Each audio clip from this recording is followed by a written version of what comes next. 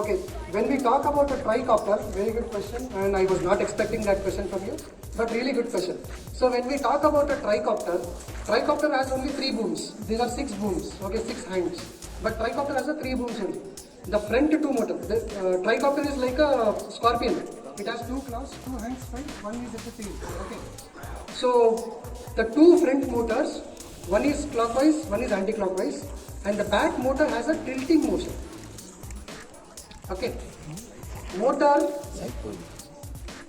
you see motor is fixed here, they cannot move.